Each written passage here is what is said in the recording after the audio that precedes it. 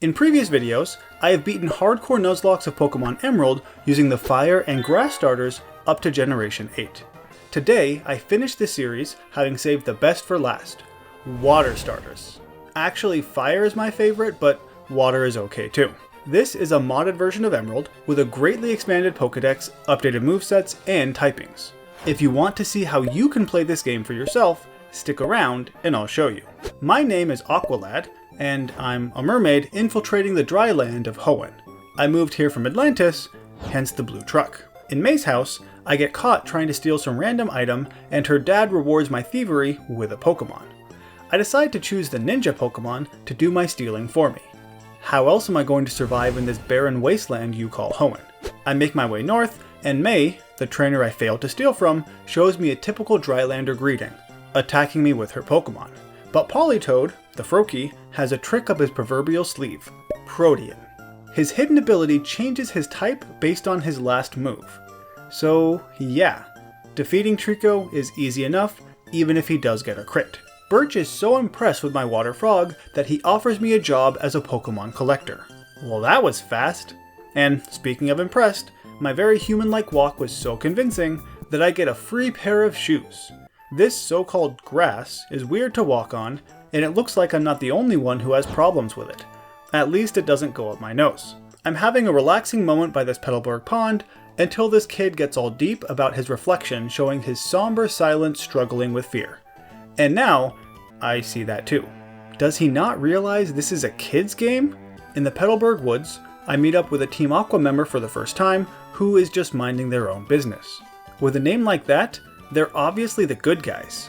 I'm all ready to join him and support Aqua until he sends out his non-water Pokemon.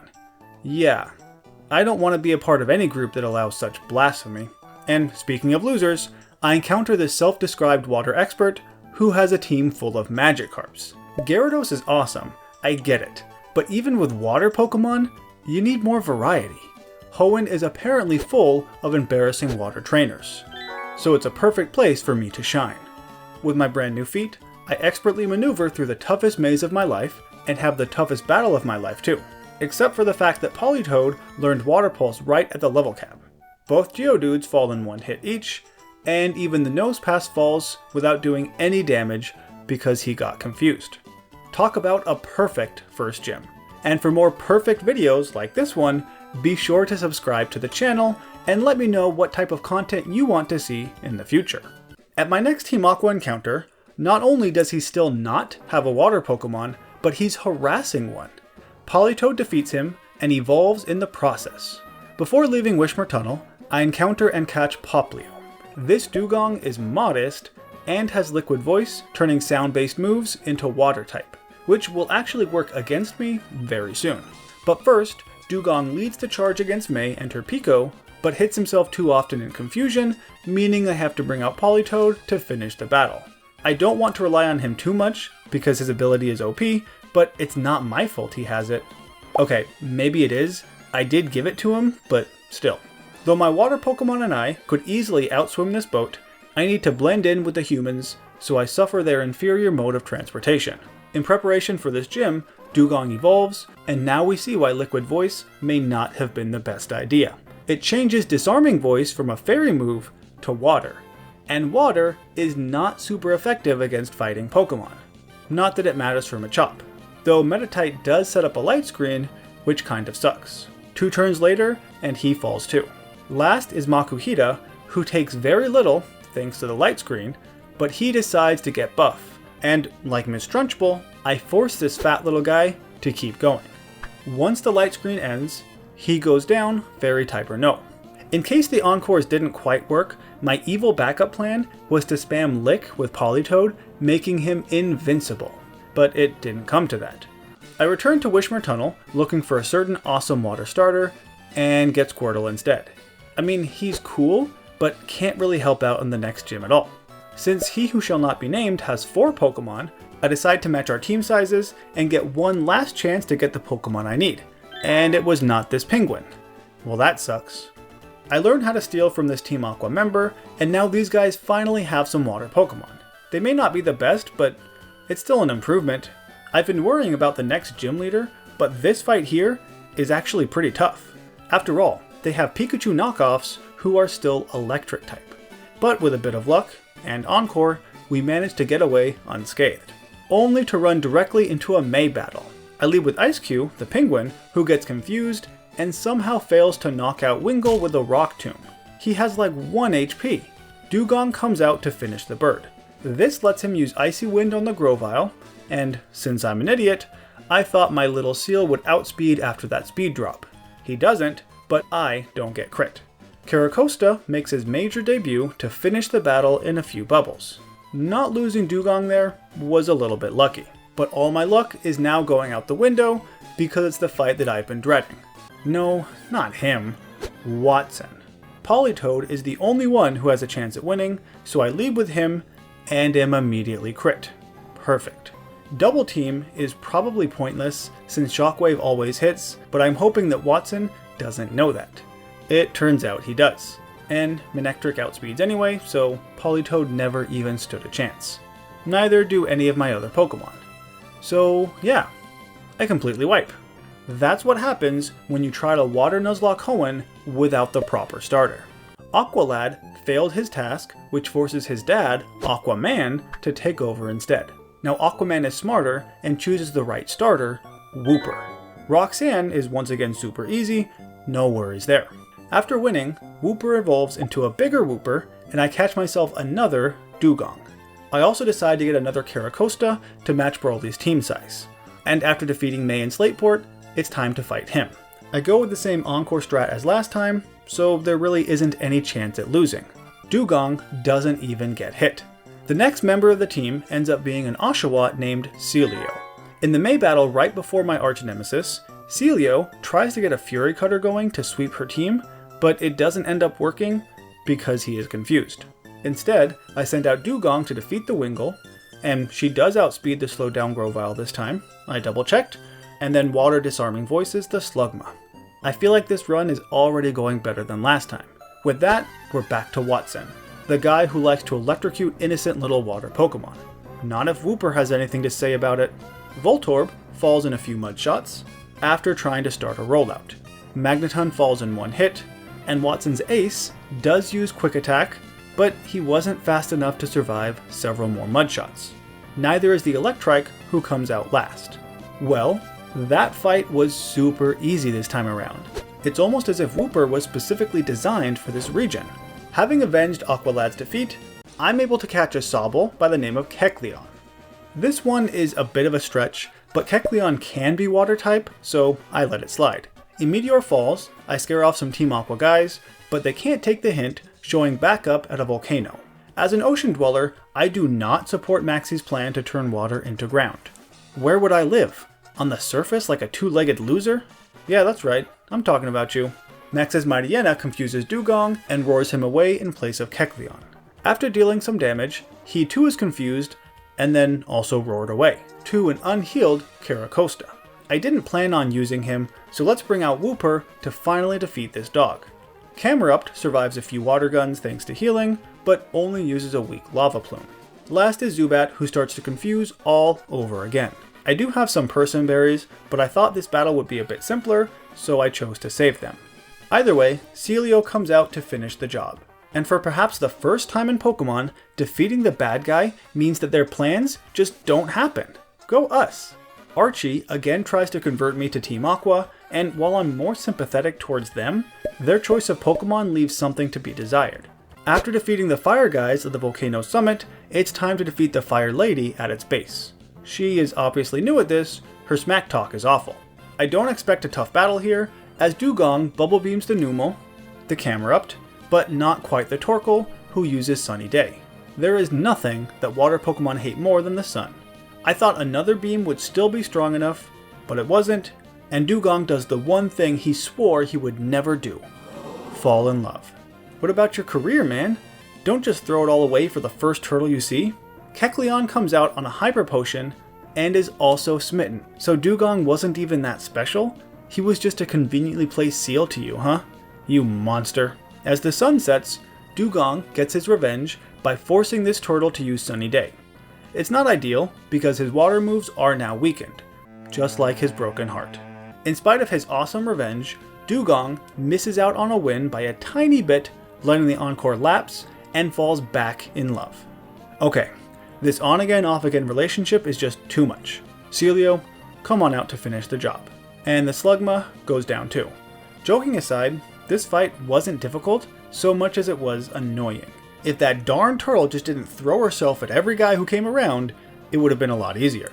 On the way back to Petalburg, I catch a Totodile named Fuecoco. Now he isn't a water type, but he is a starter Pokemon, so that's something. I didn't realize that she fully evolved at level 30, which means she is now my strongest Pokemon for the Norman battle. Oh, by the way, she has Sheer Force, powering up moves like Crunch.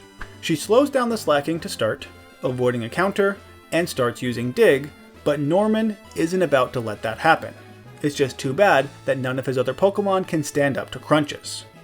Once the Slacking is back out, we return to our old tricks, and there's nothing he can do about it. I mean, it does take a few turns, but I'm patient. I had a Protecting Caracosta as backup if I needed it, but I didn't. Wally's dad gives me the HM for Surf, which as you can imagine, is the best item for this run. Just like that, all of my Pokemon now gain access to a 90 base power stab move. I also recatch Politoed. It's been a while, old friend. The so-called Team Aqua tries to block my path again, but Surf makes these battles way easy. Speaking of easy, I have another May fight. Slugma stands no chance, and Politoed becomes normal type with a return, and is left with 1 whole HP from Grovyle. Well, that wasn't great. So what happened there was that my crit put him in Overgrow range, giving him a nice little boost. I should not have just assumed that Politoed would have been fine. That was a bad move. But the Lombre falls in a few hits after switching around my team, so I still did win without any sacrifices, but maybe I shouldn't have. That was just pure luck. Now Winona shouldn't be too hard, right? Dugong starts off using Icy Wind, and is Icy Winded right back. Yeah, that speed drop is not going to work for me. I swap to Wooper on a heal to use Rock Tomb, and then bring Dugong back out on a failed mirror move for another Icy Wind. Tropius survives the 4 times effective Ice, and only uses Sunny Day, which in this case doesn't really matter. Altaria uses Dragon Dance, and also survives the hit. Dugong decides to stay in case I need a sacrifice, but Altaria gets greedy and dances right into the grave. For the Skarmory, Dugong uses his cute baby eyes to make the metal bird weaker, and now the sun has worn off, so 2 Surfs take him out. Last is Pelipper, who obviously confuses Dugong. I swap to Fuecoco to Crunch, and he is also confused. I thought I gave him a Person Berry. Oh well, it's not a big deal since Fuecoco is resistant to water, as everybody knows, so she simply defeats the bird. I'm actually pretty surprised how well Dugong did in that fight. I expected to have to swap him out earlier, but he went the distance. And for doing such a great job, he evolves. I mean, everyone else does too, but Dugong was first. And then I get the very last water Pokemon, the Piplup, for the second time. For the last May battle, Kecleon shows his true colors and wipes out all of her Pokemon. Most are a single hit knockout, but Pelipper does survive just for a bit. May tries to both reminisce and take credit for my strength, but she has nothing to do with it. I was forged in the depths of the ocean, by pressures that would squash her little brain. I scare away Team Aqua again, they're so pathetic, but still not as bad as Team Magma, because those guys want to turn water into land so that humans can cover even more of the Earth's surface and wreck it further. Sounds like a freaking great plan. Even Groudon realizes how stupid this is. Just look at him, jump into the sky to escape. Archie, who has the red orb, escapes in his submarine, but I know the ocean's like the back of my weirdly humanoid hand. I know exactly where he's going. The only problem is, the Pokemon League has revoked my ability to dive. Who knew they could do that? So, I need to earn it back by defeating an arbitrary gym leader. 2, actually. Now, as strong as Surf is, it hits everybody in double battles, something I don't really want. Instead, Kecleon and Politoed just use Snipe Shot and Ice Beam. The Claydol does hit with an Earthquake at the very beginning, but that is the only damage they take the entire battle. Said Claydol delays the inevitable with 2 Hyper Potions and a Lunatone's Light Screen, but not even that can save him. That was a pretty simple battle too. Before leaving Mossdeep, Maxie is on another Volcano Eruption kick, so let's stop him one last time. I don't want to show the whole fight here, but this is one of the few times that Ice Cube's Defiant ability comes in handy, so here he is. And then he uses Surf anyway. With Team Magma out of the way, again, I can finally let Team Aqua expand the seas, because that is obviously the best thing for my water Pokemon, and for the world at large. Unfortunately, my Pokemon have something you might call a conscience, and they would rather not let half of humanity get wiped out. Alright, fine. I'll stop Team Aqua too. Once the fight is over, Archie wakes up Kyogre anyway, and it starts to rain. Okay, I tried. It's just time to give up. Except I can't, because it's not just raining a ton, which will be fine, but it's also really hot at the same time. The rain I can handle, but the sun is not my friend. So I summon the Green Sky Dragon to stop the weather from being messed up. Too bad too. Having a permanent rain boost would have been awesome. Anyway, the last gym leader thinks that he is a water master, but I'm obviously superior. So much so that the only Pokemon I need is Dewgong. Love Disc falls in 1 Moonblast, while the Whiscash takes 2, but he only uses Amnesia. I'm not sure why Wallace didn't heal there. Crawdaunt immediately falls, and the Celio actually does hit Dewgong with a super strong Water Pulse. He had a Person Berry, by the way. Celio stalls for a bit, and then falls. Kingdra uses his only turn to double team, which ends up being pointless. Talk about a great last gym battle. Good job, Dewgong. I get the rain badge for winning, which is kinda mocking me, because I literally just stopped it from raining. At the end of Victory Road, I have a Wally battle, but this one goes just as smoothly as the last gym. Except this time, Politoed is the one who sweeps his team. This is such an incredible ability. Wally somehow thinks that he will eventually be stronger than me, but even after leaving Victory Road and coming back, he's still just standing there. You'll never catch up if you don't at least move. What's with this guy? Anyway, I haven't lost any Pokemon yet, which is great, but it means that 2 Pokemon have to stay in the box as I head to the Elite Four. I end up leaving my real starter, Wooper, along with Celio. I think they're the least useful Pokemon for these matches, but don't worry, we haven't seen the last of Wooper. On to the first battle with Sydney. As I've done multiple times before, Ice-Q absorbs the Intimidate, but fails to one-shot with a Brick Break. This lets Mightyena roar him out in place of Politoed. Fine, if that's how we're playing this, I swap to Dewgong on a full restore, who proceeds to outspeed and Moonblast all of his Pokemon. I was going to give Sydney a chance with a brick-breaking Ice-Q, but apparently he didn't want that. Phoebe will be a bit more difficult, but not a ton. Kecleon starts the battle, and is already damaged to activate Torrent. Between that and a Mystic Water, he can surf through most of Phoebe's team. On the stronger Dusclops, he U-turns into a Sheer Force Black Glasses Fuecoco, whose Crunch still doesn't defeat the Ghost. Huh, I thought the U-turn damage, weak as it was, would have been enough to help with that. Oh well. Ice-Q tags in for the Sableye, and after a few double teams and a Swords Dance, takes her out with an Earthquake. For Glacia, I decide to be a bit cheap and use a Mega Caracosta. He has access to a few Pulse moves, which gets a boost from his Mega Launcher ability. With that, and Aura Sphere, this Ice Lady is a cinch. Yes, I recognize this isn't really a challenging fight, but I easily could have swept with a Swords Dance Ice-Q instead, so it doesn't really matter which of my Pokemon destroy her life. The Wall Rain does freeze Caracosta for a turn, but that doesn't really stop anything. Nor does the last Galele's Light Screen.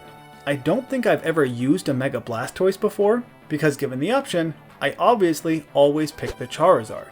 Drake, the dragon guy, has a few Pokemon who outspeed and deal Dewgong some damage, like Flygon and Salamence, but with a single Citrus Berry, he stays healthy enough to once again sweep an Elite Four member. This is why I tried to use Ice-Q for Sydney, so Dewgong didn't sweep 2 of the Elite Four.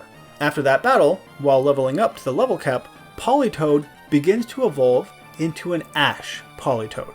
This is another Pokemon that I've never gotten a chance to use, so let's try him out. My Battle Bond Politoed starts off with a Dark Pulse, as Wailord just Rain Dances, and then falls. Ludicolo has Swift Swim, so he starts with a Leech Seed. I bring out Ice-Q on another Leech Seed to Drill Peck. This baits out Whiscash, so Fuecoco comes out to tank an Earthquake and Waterfall the fish a few times. She has an Earthquake for the Tentacruel that doesn't quite take it out. Okay, I decide to risk a crit here, leave Fuecoco in, and after a Sludge Bomb, and poison damage, she knocks out Tentacruel, hanging on with 13 HP. Caracosta comes out on the Gyarados to Mega Evolve and gets a lucky Dragon Pulse crit as the Water Snake Dragon Dances. I decide to risk sacrificing my turtle here, but he still survives an Earthquake and defeats the Gyarados. Okay, I'm getting a bit lucky with some of these saves apparently. Wallace's last Pokemon is Milotic. I bring Ice Cube back out on a Surf, heal with a berry, Swords Dance, and I thought a return would knock it out. Wallace stalls for a bit with Recover, but my return is doing more than he heals. So, after a few rounds of that, I have defeated the second so-called Water Master in Hoenn. With that, I take my rightful place at the head of this water-filled region. Of course, I am an Emerald, so there's still the last Steven fight. I can't just stop here. For this battle, I lead with Wooper, who goes Mega, and hits a pretty weak Waterfall. Next turn, he uses Rain Dance to activate Swift Swim, and is still not toxic by Skarmory. I totally assumed he was going to get poisoned, but I'm glad he isn't. Aggron survives Earthquake because of Sturdy, but tries to Solar Beam, which I'm obviously not going to let happen.